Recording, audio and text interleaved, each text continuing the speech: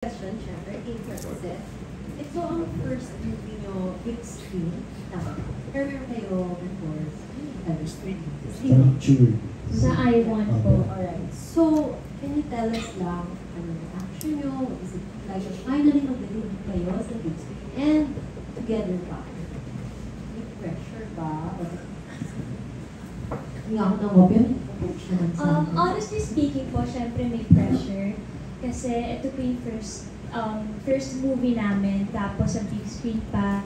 So, hindi lang siya yung basta, hindi lang ito sakop yung mga sumusuporta sa amin. Pangkalahatan po siya. So, kinakabahan din po kami. Pero knowing na nandito sila direct, nakakampante po kami na mayroong mag-aalaga sa amin, may tutulong, may gagabay. And syempre po grateful kami kasi sa amin ipinagkatiwala yung My Future You, and tama direct, katagal na po ng kwento na to, no? Ang dami na daw po nilang nakita mga artist din, pero sa amin yung endgame, kaya po maraming salamat. Actually overall, grateful kami, pero sobrang kinakabahan kami para sa first movie namin. Pero parang yung isa pang blessing kasi po doon, magkasama kami. So, meron na kaming kaibigan habang ginagawa yung shoot. Sa totoo lang po, sobrang... Ako kasi dati po, nanonood lang ako sa sinehan. Hindi ko nakikita yung sarili ko na nandun sa malaking screen na yun. At itong unang pelikula, sa big screen na gagawin ko, kasama ko si Francine. Excited, pero sa akin lamang yung kabado lamang yung, alam mo yun, lamang yung bilang hindi ko siya nakita sa sarili ko na kaya ko siyang gawin, na makakarating ako sa ganito, sa kinawumpuan ko po ngayon, mga katabi ko po yung mga co-actor ko po. Hindi ko po siya nakita na mangyayari sa akin. Pero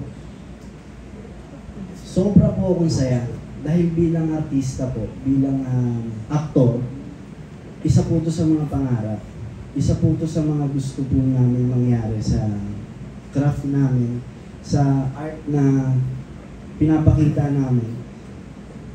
And tama po si Francine, nandito po si Direk, nandito po yung mga co-actors po namin na alam ko po nagagabayan kami dito. At isinasabi ko na po, hindi ko po ito makakalimutan. Hindi ko po ito makakalimutan. Ito po ang isa sa mga talagang nasa unahan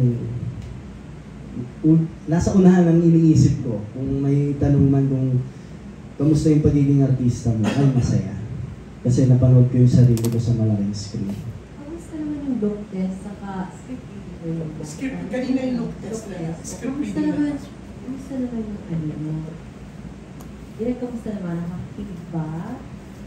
Kanina sinabi ko na, syempre, nakikinig ako, baka naman, syempre kanina, yung look test, syempre, isang-isang sinasala yung mga artista, then hiwalay mo na si Seth, hiwalay mo na si Francine, then gusto ko silang makitang magkasama on one frame, so tinawag ko silang pareho, tapos nabigay lang ako ng instruction, tingin sa camera, tingin sa taas, magtinginan nga kayo, itinginan sila.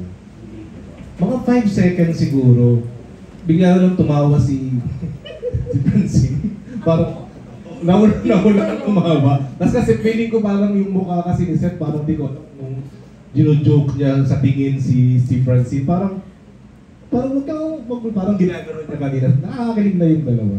Sobrang mga bagets. Nakinikilig. Nakakatuwang panoorin. sabi mo naman dear, perfect for the role. Oo, kasi parang tinry ko din, kasi first time ko silang makakatrabaho. So kinakapako pa sila. So kaninang look test, nagbigay ako ng instruction lang na i-acting nila. Ano lang siya, on the spot. Nakita ko yung mata nila, pareho, Francine. Nakita ko si Seth. Feeling ko hindi ako mahihirapan ilabas kung ano yung dapat ilabas. Kasi naturally, nakikita ko mahusay yung dalawang to. Kaya feeling ko maganda yung kalalabasan ng movie sa dalawang ito.